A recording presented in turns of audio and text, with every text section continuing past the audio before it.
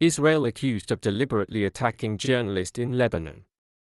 Lebanese Prime Minister Mikati accused Israel of carrying out a deliberate attack on journalists in the south of the country, calling it a war crime. Israel's new aggression against journalists is one of the war crimes committed by the enemy, Lebanese Prime Minister Najib Mikati said on October 25, adding that it was a deliberate move by Tel Aviv to intimidate the media to cover up its wrongdoings. He spoke after Al Mayadeen, a pro-Iranian Lebanese television channel, said a cameraman and a broadcasting engineer had been killed after Israel raided a resort in the southern Lebanese town of Hasbaya in the early hours of October 25. This is the location rented by some media organizations reporting on the Hezbollah-Israel war. Al-Mana, another television channel run by the Lebanese militant group Hezbollah, said a journalist in charge of its video division was also killed in the Israeli bombardment. The AFP news agency described a car with the word "press" on it as being crushed after the attack.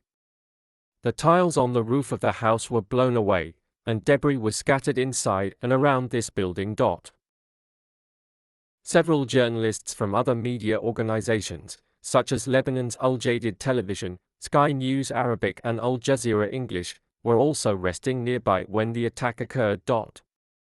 Lebanese Information Minister Ziad Marki accused Israel of waiting for journalists' curfews to attack while they were sleeping. This was an assassination, surveillance, and pre-planning, as there were 18 journalists representing 7 media outlets there, Marki wrote on X. The Israeli Army, IDF, has not commented on the information. The force said on the same day that it had attacked more than 200 targets of the Lebanese armed group Hezbollah in the past 24 hours, adding that 5 of its soldiers had been killed in fighting in southern Lebanon.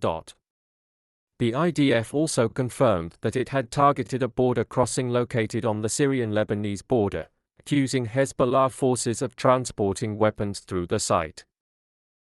Hezbollah began launching rockets, missiles, and unmanned aerial vehicles, UAVs, into Israeli territory after fighting in Gaza broke out in October 2023.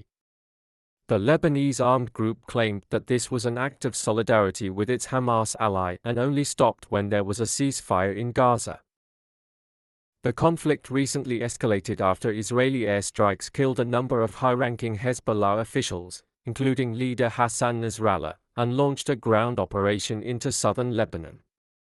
Hezbollah responded by repeatedly firing artillery, rockets, and missiles into northern Israel and engaging its infantry near the border. Lebanon's health ministry says at least 1,580 people have been killed in the country since September 23, when Israel began ramping up airstrikes on Hezbollah targets on Lebanese territory.